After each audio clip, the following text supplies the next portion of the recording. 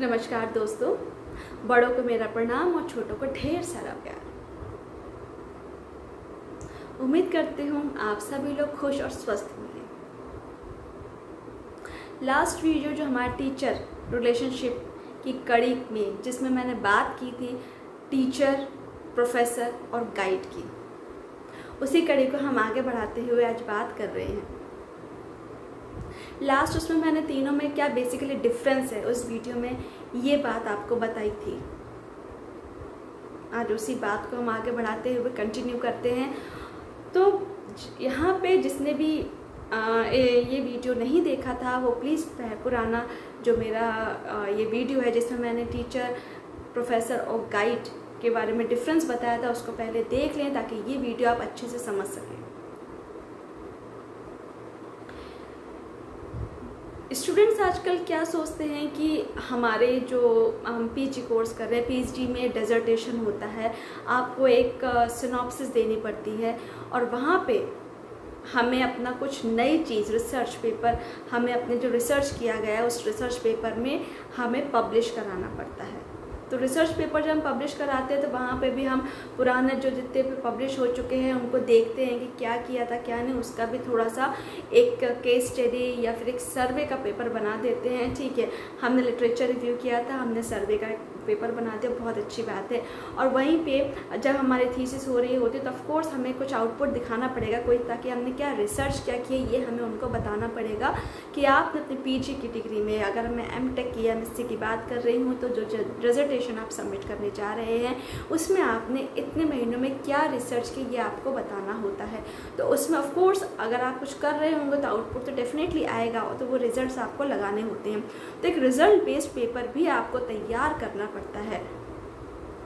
वहाँ पे अगर हमें पहली बात तो समझ में आती है कि चलिए एमटेक के स्टूडेंट से फर्स्ट टाइम कर रहे हैं तो वहाँ पे उनको रिसर्च पेपर इन सब का इतनी नॉलेज नहीं होगी, और वहाँ पे ही जो प्रोफेसर होता है उसका ये रिस्पॉन्सिबिलिटी होती है कि उसको एटलीस्ट रिसर्च के बारे में बताया जाए कि रिसर्च एग्जैक्टली क्या हो रही है और कैसे होती है, कैसे हम पेपर पब्लिश कराते हैं, कॉन्फ्रेंस का क्या मतलब होता है, जर्नल का क्या मतलब होता है, ISBN, ISSN नंबर, ये सब क्या होती है। ये जो बेसिक नॉलेज है हम देखते हैं कि स्टूडेंट को इतना ही नहीं पता है जब वो PhD में एनरोल हो रहे होते हैं, तो क्योंकि उन्होंने जब पीजी की जो डिसर्टेशन है ये सारी चीज़ें वो अपना प्रेजेंटेशन दे रहे थे या फिर रिसर्च पेपर पब्लिश करा रहे थे, या तो वो किसी से करवा लेते हैं या अपने गाइड से कह देते हैं, वो उनको करा देता है और बस, क्योंकि उनको तो सिर्फ डिग्री से मतलब होता है और वो डिग्री उनको मिल गई, उनका उससे कोई मतलब नहीं कि ISBN नंबर क्या होता है, ISSN नंबर क्या होता है, ये किस लेवल तक इम्पॉर्टेंट होता है।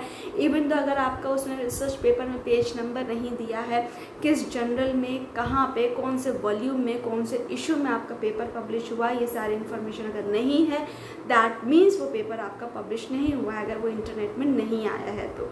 क्योंकि उस पेपर का टाइटल डालते साथ ही वो चीज़ इंटरनेट में शो हो जानी चाहिए, तभी वो पेपर आपका पब्लिश कहलाएगा।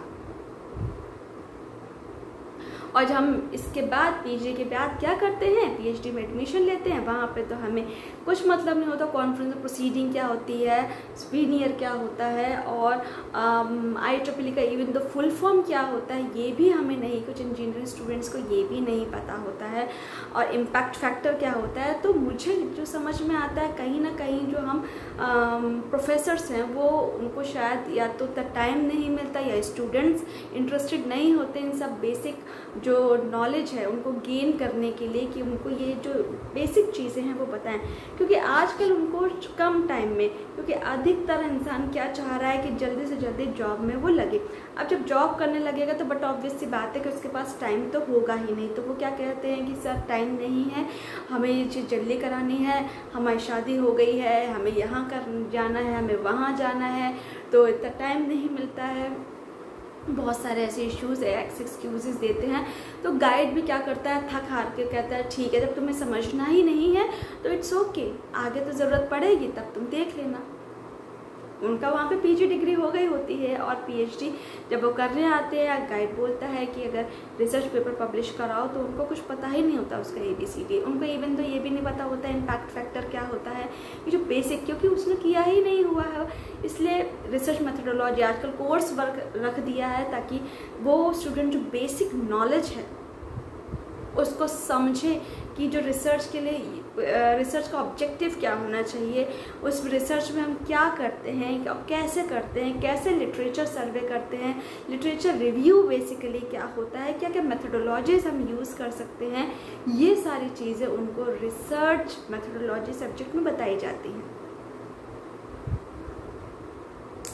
तो वहाँ पे जो बॉन्डिंग है, या यूँ कहीं कि बॉन्डिंग बस ऊपरी तौर पे है, क्योंकि इंटरनली अगर होती तो ये सारी चीज़ें फुलफिल हो रही होती, क्योंकि वो जो रोल टीचर अपना रोल प्ले कर रहा होता है, स्टूडेंट अपना भी रोल प्ले कर रहा होता है, और एक बताता है एक समझता है, दोनों को ही आ जाता है, तो धीरे धीरे वहीं पे काम आपका माइनस होता चला जाता है। क्योंकि जो चीज़ हमने पीजी में सीख रही थी पीएचडी में सिखाने की ज़रूरत ही नहीं पड़ी, तो आजकल क्या होता है वही चीज़ हमें कहाँ करनी पड़ती है, पीएचडी में करनी पड़ती है।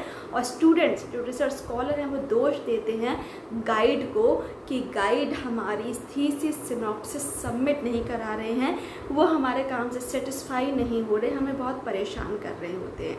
एक्चुअली ये आधा सच है। स्टूडेंट टाइम ही नहीं दे रहे होते हैं, वो अपने काम में अपने गाइड से कांटेक्ट करने में, कॉन्टिन्यूस कांटेक्ट में उनसे कम्युनिकेशन नहीं रखते हैं। इस वजह से वो क्या होता है कि काम कहाँ है, कहाँ पे था, क्या आगे करना है, उसका जो लिंक होता है वो टूट जाता है, और कहीं ना कहीं काम सफ़र होता है, और दोष किसके माथे मढ़ा जाता है, गाइड के, क्योंकि गाइड नहीं करा रहा सबमिट। असलियत लेकिन कुछ और ही होती है। गाइड तो तब सबमिट कराएगा ना चीज़ें, तब आपने कुछ काम किया होगा, आपके रिजल्ट आए हुए होंगे, आपने रिजल्ट ही नहीं बताया और आपको बस ये लग रहा है कि आप जल्दी से जल्दी उसका काम जो है सबमिट करा दें। ऐसा नहीं होता है। तो आधा सच जाने बगैर आप अपना काम नहीं कर पाएंगे, इसलिए पूरा सच जानना आपको ज़रूरी है। अपनी गलती किसी दूसरे के मत्थे मत मढ़िए।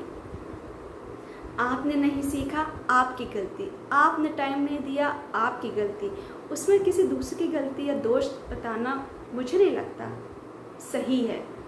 हाँ, कुछ टीचर ज़रूर होते हैं जैसे आप जैसे ही लोग जिनको कुछ नहीं आता है, फिर उनको डिग्री मिल गई होती है, फिर वो टीचर बन के, फिर प्रोफेसर बन के, फिर गाइड बनते हैं, और फिर उनके अंडर में बहुत सारे स्टूडेंट्स रिसर्च स्कॉलर पीएचडी करने के लिए आते हैं, तो उनके पास कोई जवाब ही नहीं होता अगर स्टूडेंट कुछ पूछता है। क्यों?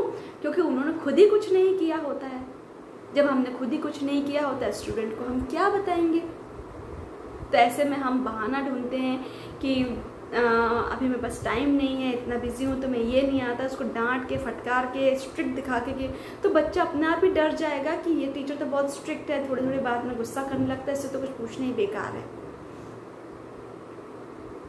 तो ये बैलेंस आपको बना के चलना है। तो चीज़ों को पूरी तरह से समझिए, कब हमें कौन सी चीज़ ख़त्म कर लेनी है सीख के पीजी में, पीजी की पीएचडी की, तभी हम आगे जाके लोगों को, मीन्स जो स्टूडेंट है हमारे अंडर में आने वाले, उनको चीज़ बता पाएंगे, समझा पाएंगे। इस कड़ी में हम इतना ही बस डिस्कस करते हैं। नेक्स्ट टीचर स्टूडेंट रिलेशनशिप में फिर से बात होगी। तब तक के लिए मुझे आज्ञा दीजिए। नमस्कार।